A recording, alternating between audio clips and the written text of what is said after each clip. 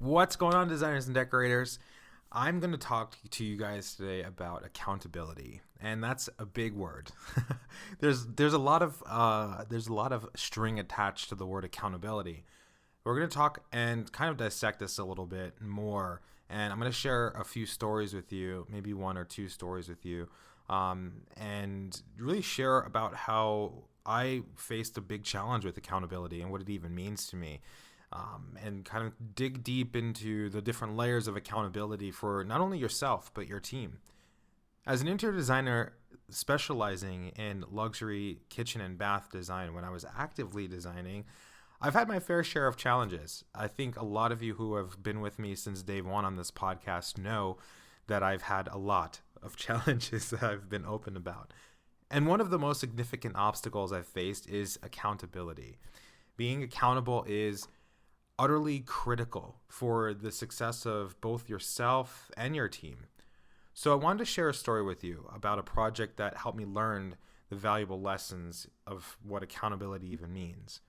So a few years back, when working on a really big kitchen renovation, it was probably one of my biggest, the clients had really insane expectations. I'm sure a lot of you can relate to the fact that clients may have a little bit weird expectations compared to what your expectations are as a designer. And we were really excited to deliver. But we faced several setbacks. Deadlines were missed, miscommunication happened between myself and the GC and the client and her husband, and the project was literally on the verge of failure. So it was kind of a wake-up call for me, and I realized that in order to make this project successful, and in order to make it really in this competitive industry, I needed to improve my accountability and ensure that my team was on the same page. So what I did was a pretty crazy thing in my mind, because coming from someone who is not, at that time in my life, I wasn't accountable for really anything. First, we focused on resetting clear expectations to the client. I started having sit downs with my team, the GC, the electrician, the plumber, and I started discussing the project goals, the project deadlines, and really having those meetings on a weekly basis. We reviewed everything that happened in the week prior. We reviewed what our plans are for the following week and really just had that FaceTime with the team to ensure that I was on top of the project and that I understood everything that was happening on the project. And that alone, regardless of whatever else I talk about further in this podcast, that alone really changed the trajectory of this project. This ensured also that everyone knew what was expected of them and allowed us to track our progress more efficiently because everyone was on the same page. And that's the key component there. Everyone on the same page. Those 5 words. Next, we introduced a project management system. At the time, I was still using folders. So what I wound up doing was I started creating copies of my folders. So I went from having one folder on one project site to then multiple copies. I gave one to every single trade, and it was a lot easier for me to make copies of things versus, keeping track of the notes and stuff like that. I just copied it. If anytime that there was a note update, I would copy that, bring it to the project site.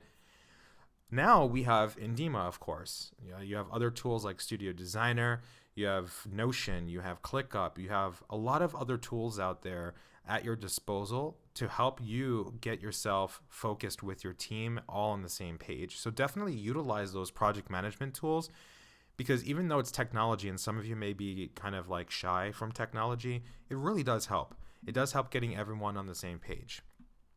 But this also allowed us to identify the bottlenecks and problem areas and address them almost immediately. There wasn't a situation of like something happening and then a week later, in passing, it was, mentioned by the client, and then, now there's an emergency meeting and so on and so forth. Another important step was to have regular check-ins. As I mentioned before, we had weekly check-ins, weekly meetings where everyone would update the team on their progress, discuss any issues, brainstorm solutions.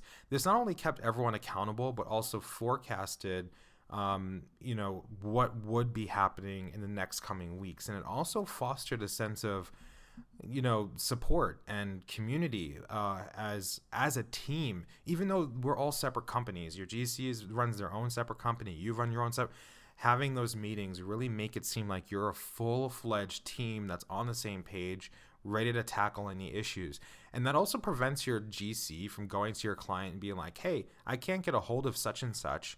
How do we handle this? And now that's news to your client. The client's going to you because they're upset that you didn't know about this and didn't catch it. So having those meetings and, those setting those goals really, really help that accountability. So let's talk about some strategies that can help you improve accountability for both yourself and the team that you work with. So set SMART goals when you set specific, measurable, achievable, and relevant and time-bound goals. That's what SMART stands for. Specific, measurable, achievable, relevant, and time-bound goals. You're most likely to stay on top of everything and hold yourself to a specific standard and hold yourself accountable and your team accountable. Share those goals with your team, share them with yourself, obviously, review them, look at them, readjust them if you need to, and discuss how each person's efforts contribute to achieving those objectives. Just write down the word SMART, and under each word, like specific, write down each person, write down those goals, write down, everything that you need, and just get it on paper. Next, delegate effectively. I can't tell you how helpful that is too, because you're just one person, right?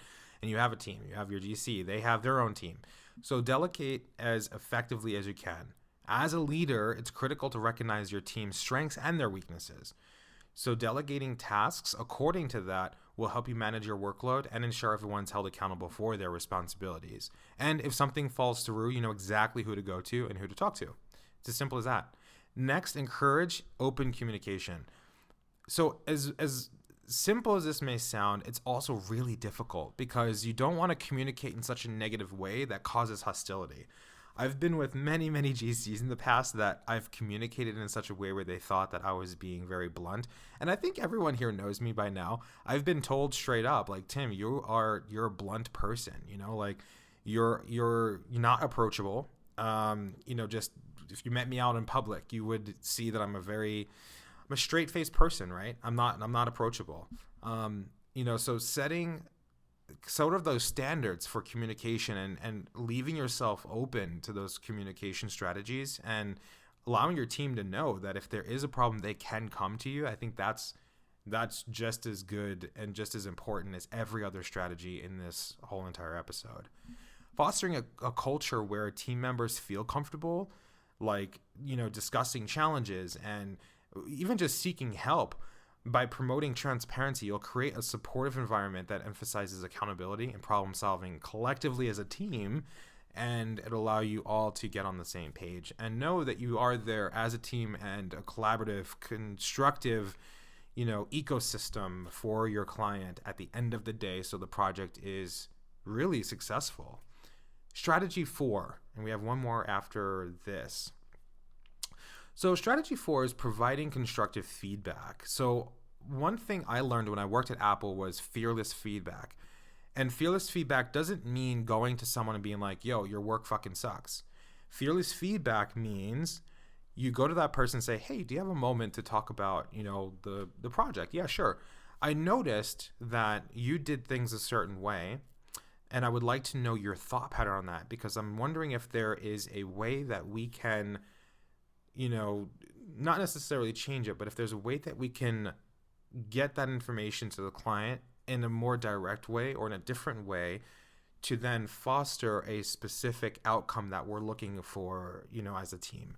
Restructuring your sentence, maybe that's a bad example, but restructuring your sentence and your thought pattern on how you're approaching that situation and providing that feedback, that is also critical to the success of a project. Regular feedback also helps your team stay on track. It can also help you identify areas where you need to improve and give praise when it's due, and don't shy away from offering suggestions for improvement, but in the right professional way. That's key. I'm very on my team level, I'm very we're a team, right? Let's talk about how we can look at different ways to do this. But when I'm providing feedback in a different environment, let's say on the job site, I'm a bit different. I approach it in more of a blunt way. And I've learned, just based on what I've done in the past, is you really have to harness that collaborative community focus and that team focus, not make it seem like you're such a boss in a sense. Even though you are a boss babe, I'm sure. You want to make sure that your team knows that they can, that they can come to you with that feedback. Strategy 5 is celebrating success. I cannot emphasize this enough, that celebrating successes goes like a long way. Providing constructive feedbacks brings you to, mile 5. Celebrating successes brings you to mile 10. It is recognizing and rewarding your team's achievements, both big and small. And it's not only like because you boost their morale, but also it reinforces the importance of accountability. It's saying, hey, John, great job out there. Here is a $25 gift. I'm not saying it always has to be monetary, but $25 gift certificate to Starbucks because you notice that John likes to go to Starbucks all the time. Not only is that important to celebrate the successes, it also helps the team realize that you're recognizing those successes and not just berating them for their failures. When you're dealing with construction, a lot of things can go wrong.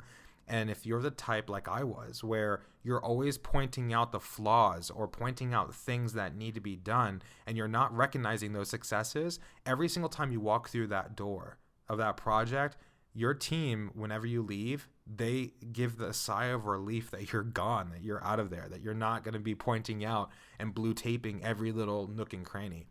All of these strategies collectively are ways that you guys can harness that accountability and become a stronger team collectively. So a few months ago, I also did one more project for an old client. And even despite knowing all of these accountability strategies, I still, I'm not perfect, right? We ran into a problem with this particular project, and I no longer actively design. So this is a client that I've taken on before. I've known her for years. She refuses to let me go. So I was like, yeah, let's do your bedroom. And luckily the bedroom is like the last thing that we have to do in her house. I'm like, sure, let's just do it. Let's get it done so I can finally stop designing. So we approached this project, with a renewed focus on accountability from, a couple of years ago when I started focusing on that. And I did apply the strategies that I shared earlier. I set those SMART goals for this project. I ensured that our objectives were clear and achievable. I then delegated tasks based on each team member's strengths, empowering everyone to take ownership of their responsibilities. And I also emphasized open communication throughout the project and had those meetings, those weekly check-ins, and fostering the environment where everyone felt comfortable discussing challenges and seeking help. And when those challenges came on this project, and when they showed themselves, I immediately shifted into this accountability strategy and implemented those. And the regular feedback played a significant role in keeping the team on track. And we made sure to celebrate milestones and successes along the way. And the project was the most flawless project, despite setbacks, because of obviously there's, still delivery issues and all that stuff from COVID. But despite all of that, all of these like strategies for the accountability, the feedback, the communication, the celebrating successes, those delays really didn't matter to the client. It was a situation of like, okay, great, they're delays. Now let's just get the project done. Let's move forward. So thanks to the improved accountability and focusing on that, we were not only able to meet the deadlines, there were small delays here and there, but we also exceeded my client's expectations. And she even said, I wish you were still designing because this project was way different than, the bathroom we did a year and a half ago. The client was very happy. The team's morale was phenomenal. I was requested to go back into design, even though I politely declined. But this experience taught us the importance of accountability in the world of luxury designing. Not even luxury design, just in design in general. By setting clear expectations, delegating effectively, fostering open communication, providing constructive feedback, and celebrating successes, I was able to turn my client around at the last possible minute, knowing that she may not hire me in the future because I'm no longer designing. But just that experience alone reset a lot of the things that I didn't do back when I had other projects with her. So as we wrap up today's talk about accountability, I hope that my journey and the strategies that we've discussed can inspire you to improve accountability in your own firm. and with your own team, collectively as a team. And remember, accountability is a continuous process. It's not just, doing it once. You have to do it for every single project, and you have to set in those strategies for every single project, and you have to really hone in on them on every single project, no matter how big or small it is. But thank you for joining me today on talking about accountability. If you have any questions or stories you want to share, please feel free to email me. Email me directly at timothy@indema.co, just because the new website's not up yet. But I'm super approachable. Just email me. Let me know what's on your mind. I'd be glad to help. Thanks again for tuning in. I'm so excited to restart this podcast. If you have any other suggestions on what to do, feel free to also ping me directly too. Take care. Have a wonderful day.